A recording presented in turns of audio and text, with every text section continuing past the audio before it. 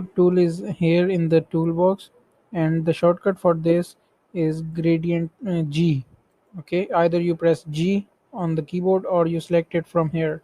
Okay, what is exactly the gradient? You'll see when I'll do this.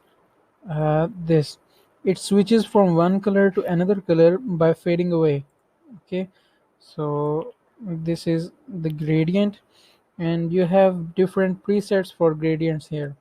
Okay, not all of them are available at first, but you can get all of them by clicking here on the setting button, and these are all the presets available in Photoshop. So let's say you have to do special effect gradients, you just have to append them in your collection so that they will be available. Okay, so if you want to change or customize your gradient, just double click here and change the color from here. Like I want it to be red, so this I can press OK with it. Okay,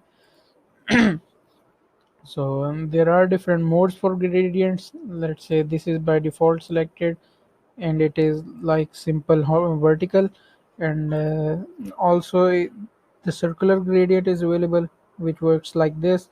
It also can be reversed, uh, like this. Okay, so this is the angular gradient, which it works like this. The first color starts from this and goes around 360 degrees to another color. So that's how it works in the angular gradient. The fourth one is again the vertical or simple gradient. The fifth one, however, is a special kind of gradient which shows these diamonds.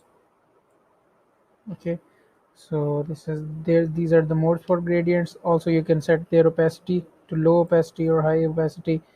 Okay, so yeah, that was it. And also we have another kind of gradient which says noise. Okay, these are the noise gradients. The presets for noise are this, like this. I'll show you for example. Okay, so this is the noisy gradient. When you have to edit the noisy gradient, you have to just choose whether you want your red in it or not.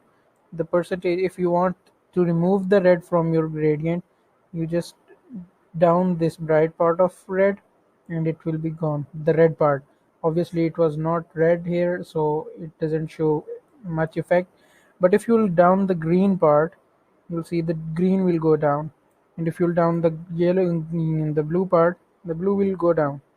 Okay, so you can adjust them by this.